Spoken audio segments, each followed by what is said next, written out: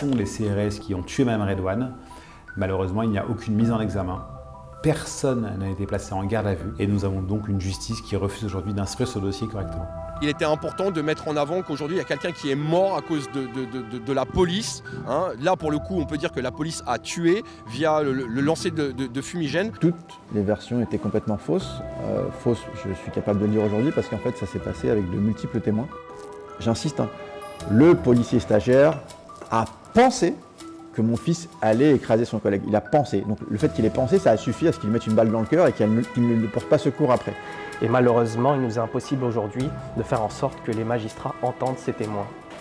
Quand ils veulent se donner les moyens d'entendre Sarkozy, ils se donnent les moyens, des magistrats qui ont envie de se donner les moyens, ils se donnent les moyens. Dans notre affaire, ils ne veulent pas se donner les moyens, ils se trouvent des excuses. Et mon frère me hante la nuit en fait. J'imagine ce qu'il a ressenti à ce moment-là. Surtout que sur les vidéos, on entend mon frère m'appeler. Et c'est terrible. 3 ans. Cela fait 3 ans que Zineb Redouane, une Marseillaise de 80 ans, a perdu la vie après avoir reçu un tir policier en marge de l'acte 3 des Gilets jaunes. 3 ans d'opacité, 3 ans d'immobilité. Autopsie aux conclusions différentes en France et en Algérie, expertises qui se contredisent. Au final, 0 mise en garde à vue, 0 mise en examen et une procédure judiciaire enlisée. Pour dire non à l'oubli, des centaines de personnes ont manifesté dans les rues de Marseille le samedi 4 décembre. Pour Zineb, mais aussi pour Mohamed, pour Souheil, pour Wissam, pour Adama, pour toutes les victimes des violences policières et de l'indifférence judiciaire. J'étais présent à cette manifestation à leur côté. Justice nulle part! La police partout! Justice nulle part! La police partout! Justice nulle part! La police partout! Justice nulle part! On est tous des enfants de Zineb! Zineb, elle est morte à l'occasion de tirs d'une grenade lacrymogène dans une manifestation qui réunissait l'ensemble des militants marseillais, des gilets jaunes, des syndicalistes, des militants pour le logement digne. Donc c'est un truc qui nous concerne toutes et tous en fait, quoi. Moi j'habite à 200 mètres de chez Zineb. Ça a été la 9e mort de Noailles après les 8 morts du 5 novembre de l'effondrement des immeubles. C'était le 9e deuil qu'on avait à assumer, quoi. Donc tant que justice ne sera pas faite, on continuera à manifester. Il était important de mettre en avant qu'aujourd'hui, il y a quelqu'un qui est mort à cause de la police. Là, pour le coup, on peut dire que la police a tué via le lancer de fumigène. Donc je pense qu'en tant que mutilé du mouvement et en tant que dommage collatéral, malgré tout, du mouvement pour Zineb, il était important qu'on puisse lui apporter ce devoir de mémoire. Samuel, toi, t'es prof, enfin t'étais prof ici à Marseille. Pourquoi c'était important d'être là aujourd'hui à ce rassemblement ? C'est important tout simplement pour montrer nos convictions, pour dire qu'on existe, qu'on a le droit d'avoir la parole et aussi de montrer notre mécontentement face à cette politique, parce qu'on a assisté quand même à un mouvement social d'ampleur considérable, c'était les Gilets jaunes, et effectivement Mme Redouane a été tuée par un policier. Et le pouvoir n'a pas été même capable de le reconnaître, puisqu'ils ont été dans le déni, ils ont inventé effectivement une autre mort, alors que la cause originelle, évidemment, c'est que Mme Redouane a été visée par un tir de policier. Comment l'institution judiciaire permet-elle le déni dont parle Samuel ? Comment fabrique-t-elle l'impunité ? L'affaire Zineb est un cas d'école. Je suis allé en parler avec l'avocat d'une partie de sa famille, maître Yacine Bouzrou. Son constat est clair, le dossier est dans l'impasse. L'institution judiciaire refuse de le faire avancer. Nous savons qui sont les CRS qui étaient présents, qui sont les CRS qui détenaient les armes, qui ont tué Mme Redouane. Malheureusement, il n'y a aucune mise en examen. Personne n'a été placé en garde à vue et nous avons donc une justice qui refuse aujourd'hui d'instruire ce dossier correctement. Comment saboter, l'air de rien, une instruction judiciaire sur un sujet aussi sensible ? D'abord, en se servant de rapports d'expertise douteux, comme l'explique Yacine Bouzrou. La justice a désigné un expert qui a indiqué que le tir était réglementaire. Donc cet expert, qui n'est pas du tout un expert, qui est un policier en réalité, qui n'a aucune compétence et qui a malheureusement écrit n'importe quoi et qui fait honte à son métier, a indiqué qu'on pouvait tirer face à un immeuble d'habitation. Bien entendu, c'est interdit. On ne peut pas tirer et viser un immeuble d'habitation. Donc il y a une faute qui a été commise. C'était un tir tendu, donc interdit, qui a visé Mme Redouane. Comme dans d'autres affaires, la famille de Zineb a dû solliciter une contre-expertise. Celle-ci a été réalisée par Disclose, une ONG de journalisme d'investigation en partenariat avec Forensic Architecture, un groupe de recherche multidisciplinaire qui utilise les technologies les plus récentes pour enquêter sur les violations des droits de l'homme, y compris sur les théâtres de conflits. En mai 2020, une expertise balistique diligentée juste après la mort de Zineb Redouane est remise à la justice afin de déterminer si le tir était conforme. Ce rapport met la police hors de cause en concluant « L'arme a été utilisée selon les préconisations et les procédures d'emploi en vigueur dans la police nationale. » À l'aide du rapport balistique, mais aussi d'images de vidéosurveillance, de vidéos partagées sur les réseaux sociaux et d'une modélisation 3D des événements, Disclose et Forensic Architecture ont réalisé une contre-expertise des faits. Cette analyse contredit formellement les conclusions de l'expertise officielle. D'après les conclusions de l'expertise balistique, la grenade aurait été tirée de façon réglementaire. Comme nous venons de le prouver, l'arme et la position du policier rendent ces conclusions irrecevables, même si l'angle de tir est compris entre 30 et 45 degrés.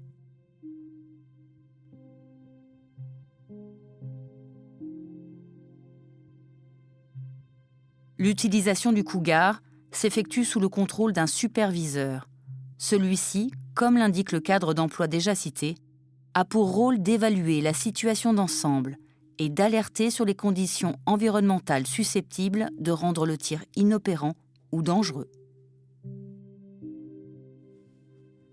Dans ce cas précis, la modélisation 3D de l'environnement démontre précisément l'existence du danger au moment du tir.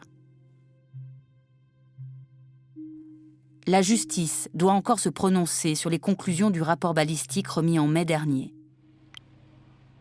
Selon notre enquête, la responsabilité du tireur et de son superviseur dans la mort de Zineb Redouane reste clairement engagée. Dans l'affaire Zineb Redouane en particulier, il n'y a pas que ces expertises sujettes à caution qui posent problème.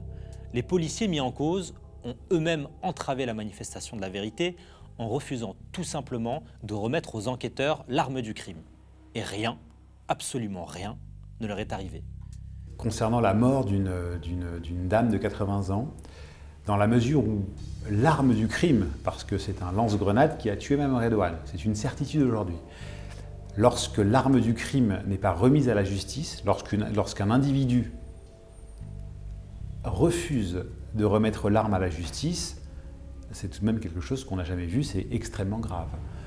Donc nous avons aujourd'hui des CRS qui se sentent tellement en position de force et qui constatent qu'il y a aujourd'hui malheureusement une impunité de fait sur ce type de fait, et malheureusement il ne s'est rien passé. Donc nous avons aujourd'hui l'arme du crime qui n'a jamais été exploitée, examinée par la justice, et des juges d'instruction qui n'ont absolument rien fait, et qui permettent donc à ces policiers, notamment à celui qui a tué Mme Redouane, d'être très tranquille et de vivre sa vie d'une manière très sereine. C'est très simple, c'est une affaire qui est devenue malheureusement très politique, ce qu'on appelle une affaire politico-judiciaire. Malheureusement, dans ce dossier, nous avons le président de la République ainsi que le ministre de l'Intérieur qui ont indiqué à l'époque qu'il n'y avait eu aucun mort durant le mouvement des Gilets jaunes. Et donc, les politiciens ont indiqué qu'il fallait absolument protéger les forces de l'ordre et dire que personne n'a été tué. Et le gros problème, et ce que je déplore, et vraiment ce que je trouve scandaleux, c'est que des juges d'instruction censés être indépendants suivent ce raisonnement et refusent d'instruire ce dossier. Donc aujourd'hui, nous avons une justice qui refuse d'admettre que Mme Redouane a été tuée par un policier. Et une justice qui, de fait, protège le policier qui a tiré une grenade au visage d'une dame de 80 ans qui était à sa fenêtre, tout simplement. Maître Yacine Bouzrou parle d'une affaire politico-judiciaire dont les enjeux remontent jusqu'au sommet de l'État. Je n'accepterai pas, quoi qu'il arrive, qu'il y ait une impunité sur ce meurtre extrêmement scandaleux. Pour moi, les choses n'ont pas du tout changé, c'est toujours la même chose. Ce sont les mêmes mécanismes. À partir du moment où les forces de l'ordre sont mises en cause sur un possible meurtre, ou sur des violences en tous les cas qui ont causé la mort, on a toujours les mêmes mécanismes de dire que soit que les policiers ne sont pas identifiables, soit qu'ils sont identifiables mais qu'ils ne sont pas en tort, soit que la victime a cherché ce qui lui est arrivé. Enfin, on a toujours les mêmes mécanismes. Malheureusement, ce sont des choses ancrées depuis très longtemps. Et nous avons une justice qui fonctionne de la même manière depuis très longtemps. Donc nous sommes là pour combattre tout ça et pour dénoncer ce que moi j'appelle un déni de justice. Et dans le cas de Mme Redouane, nous sommes vraiment face à un déni de justice. Le mot est lâché. Mécanisme. On pourrait même dire système. Et c'est parce qu'elle considère en effet qu'il y a là quelque chose de systémique que les familles d'autres victimes de crimes policiers étaient à la manifestation de Marseille. Les témoignages convergent presque tous. Ils pointent du doigt une institution judiciaire considérée comme complice. Wissam, c'est quelqu'un qui est décédé suite à une arrestation policière le 1er janvier 2012 à Clermont-Ferrand. Et comme beaucoup de familles et de blessés, nous sommes aujourd'hui à Marseille dans le cadre de plusieurs rassemblements. Et notamment aujourd'hui, il y a une commémoration suite à la mort de Zineb Redouane. Je suis le père de Souheil qui a été tué par la police lors d'un banal contrôle routier le 4 août 2021 à Marseille, tué par un policier stagiaire. Donc c'était lors une fille était à l'arrêt, lors d'un contrôle, il a fait une marche arrière pour tenter de s'échapper, personne ne le nie, et en tentant de s'échapper, il a légèrement touché un policier qui était à l'avant et on lui a mis une balle dans le cœur. Et on ne lui a apporté aucun secours. Il y a eu de multiples versions policières fausses. Je dis versions policières parce que données par les syndicats, donc les syndicats sont des policiers, données par des sources policières à l'AFP, données personnellement par un major de la police. Toutes les versions étaient complètement fausses. Fausses, je suis capable de le dire aujourd'hui parce qu'en fait ça s'est passé avec de multiples témoins. J'insiste, le policier stagiaire a pensé que mon fils allait écraser son collègue. Il a pensé. Donc le fait qu'il ait pensé, ça a suffi à ce qu'il mette une balle dans le cœur et qu'il ne porte pas secours après. Il n'y a pas eu d'enquête dans notre affaire, il n'y a qu'une synthèse. Une synthèse, le magistrat n'en fait que synthétiser ce que la police des polices a fait et ce que ce que la police des polices leur a donné et ce que les rapports d'expertise leur ont donné. Donc aujourd'hui, on a un dossier où en réalité on nous dit il y a eu différentes versions. La version officielle aujourd'hui, à l'heure actuelle, serait que mon frère serait mort suite à intervention d'un tiers avec une fameuse technique, la technique du pliage.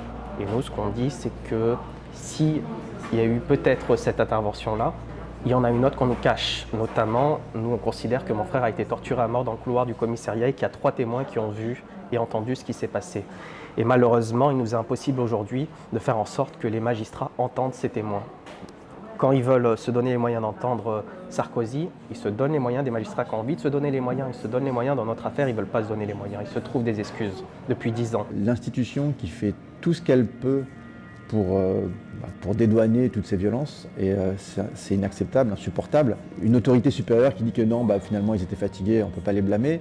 Je pensais, avant de voir ce qui est arrivé avec l'affaire de mon fils, que en fait on avait des institutions qui fonctionnaient. Je ne m'étais pas intéressé de près, et en fait c'est scandaleux que l'IGPN s'occupe d'une affaire qui concerne la police.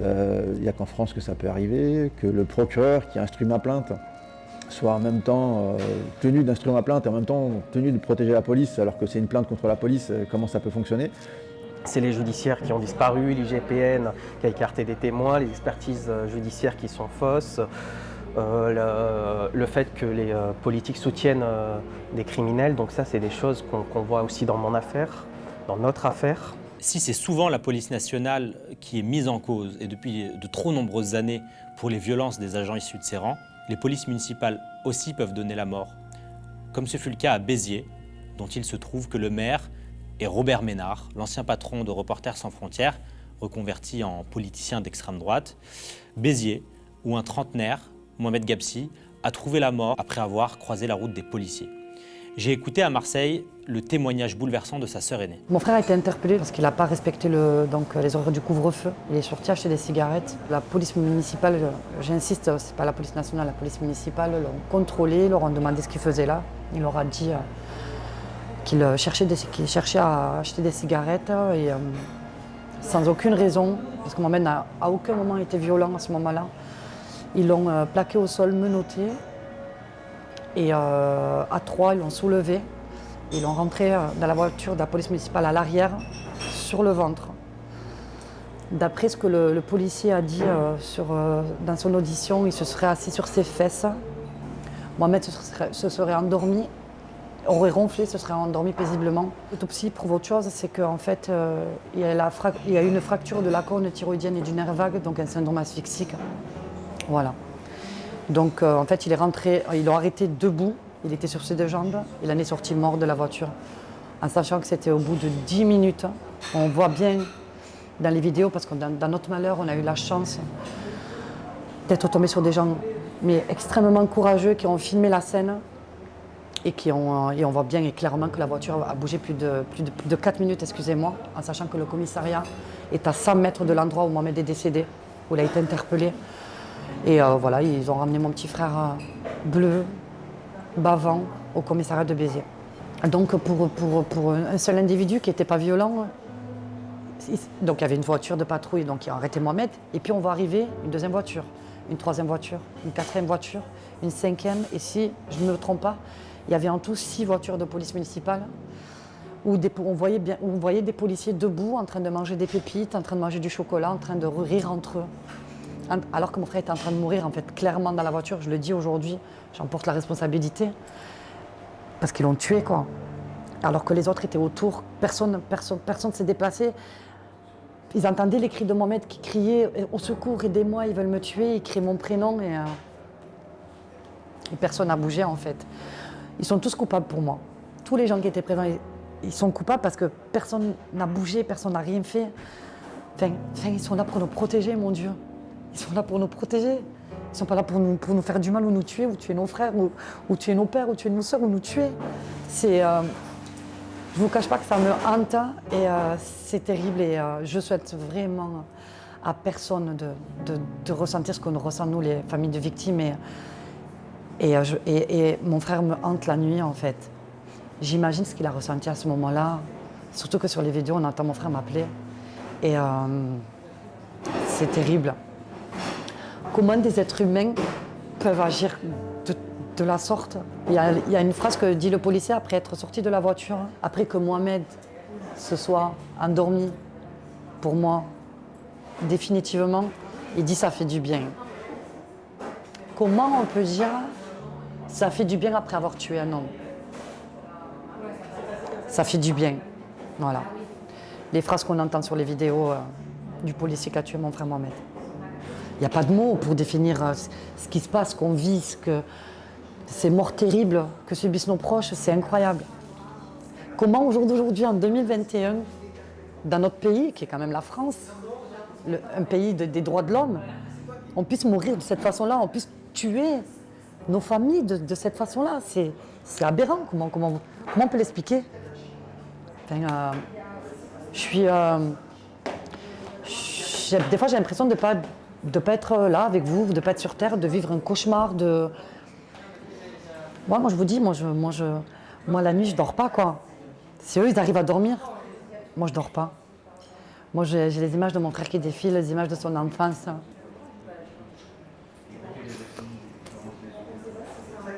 Bon, petit frère, quoi. Je l'ai élevé en plus comme un fils, donc je ressens ce qu'une maman peut ressentir, avoir les tripes qui se battent à l'intérieur. Et je le souhaite vraiment à personne, quoi. Et j'avais besoin de partager ce moment-là avec eux, de les rencontrer, d'échanger. Je peux peut-être leur apporter des choses, ils peuvent peut-être m'apporter des choses. Et eux, ils vivent des drames depuis vachement plus longtemps que moi. Et besoin tout simplement de rencontrer les familles de victimes et de partager nos douleurs. 3 officiers mis en cause ont été placés sous contrôle judiciaire et mis en examen. Voilà, pour moi c'est déjà un petit combat de gagner parce que pour moi c'était super important. Pour moi ça prouve qu'il s'est bien passé quelque chose dans cette voiture-là ce soir-là. Franchement l'instruction suit bien son cours. Je peux le dire aujourd'hui, je le garantis parce que j'ai eu accès au dossier. L'enquête n'a pas été bâclée, ils ont fait vraiment un gros job et je les remercie vraiment quand il faut dire les choses, quand c'est vrai, quoi. Et voilà, on attend la suite des événements qui normalement doit aboutir à un procès. On fait tout pour que ça avance et j'ai envie d'y croire. Moi, pas beaucoup de personnes croient à la justice, mais j'y crois moi viscéralement et profondément et j'espère ne pas me tromper. Mathieu Rigouste, chercheur indépendant en sciences sociales, réalisateur et militant, était lui aussi à Marseille. Il travaille à la construction d'un réseau d'entraide et de soutien pour les familles de victimes de crimes policiers. Pour lui, les mécanismes qui aboutissent à l'impunité des forces de l'ordre sont construits par la police, mais validés par les médias, la justice et les autres institutions. Les victimes n'ont pas le choix, elles doivent mettre en place un réseau de solidarité pour pouvoir organiser leur défense. Les histoires se ressemblent à la fois en termes de harcèlement policier, de brutalisation, d'humiliation, puis de mise à mort. Et dans tous ces cas-là, en fait, on se rend compte en comparant les histoires, en discutant entre concernés, entre familles, entre proches, qu'il y a la même mécanique qui se met en place à chaque fois. C'est-à-dire une version policière qui sort dans les heures qui suivent et qui est reprise directement par les médias dominants. Et cette version-là qui va être après portée dans l'institution judiciaire, puis à travers des expertises qui sont elles-mêmes commandées par l'institution judiciaire, et dans laquelle finalement on se rend compte qu'au bout du compte, la vérité, issue d'une enquête rigoureuse, on ne l'obtient jamais autrement qu'en la menant nous-mêmes. On a besoin de moyens, des moyens financiers aussi, parce que les procédures judiciaires, ça coûte cher, parce qu'en fait, bien entendu, toutes ces histoires-là, ça frappe principalement des familles des classes populaires qui n'ont pas de ressources. Il y a des séries de rencontres, de commémorations où on essaie de se retrouver toutes et tous ensemble aux côtés, en soutien, autour des familles et des proches, pour ne pas oublier, mais pour faire exister ces vérités, pour les diffuser largement. Et du coup, par exemple, aujourd'hui, à Marseille, se retrouvent différentes familles, différents proches de victimes, des personnes mutilées. Du coup, il y a la famille et les proches de Souhail qui sont là, la famille de Mohamed Gabsi, de Bilal El Abdani. Il y a eu des mutilés dans le cadre des Gilets jaunes, de différents mouvements sociaux. Et voilà, et toutes ces personnes-là essayent de construire ensemble une possibilité de porter le récit des personnes qui subissent les violences policières. La question des violences policières, il a été imposé, disons, dans le champ médiatique dominant, aux médias dominants par les luttes, par les résistances, en s'organisant. Et c'est une petite victoire. Et en même temps, on voit qu'à chaque fois qu'on laisse la possibilité de parler des affaires de violences policières sans les personnes concernées, sans les proches, sans les familles, sans les contre-enquêtes critiques, en fait, on a encore une fois un récit dominant qui vient donner principalement le récit des policiers. Ça se durcit, il y a une volonté politique de couvrir les violences policières en permanence parce que la police répond à une nécessité, à un besoin pour le système politique, pour le système économique, de défendre une société inégalitaire, de défendre un ordre social. Ils disent un ordre public, mais c'est un ordre social inégalitaire. Et de ce point de vue-là, on voit très bien qu'il y a une volonté absolue de couvrir, de protéger complètement la police de ce côté-là. Et du coup, nous, ça nous renforce aussi notre conviction que les seules pistes sur lesquelles on voit des victoires, c'est dans notre manière de s'unir, de s'associer et de s'organiser. Il y a le projet, par exemple, de renforcer les solidarités entre le mouvement contre les violences policières, contre les violences judiciaires, contre les violences carcérales. Et dans les pistes, pour les gens qui veulent soutenir notamment, on le dit clairement, il faut être là dans les rassemblements, il faut être là dans les manifestations, il faut être là dans les tribunaux, au moment des procès, devant ou à l'intérieur. Et puis, on le redit, il y a un besoin de soutien financier très clair.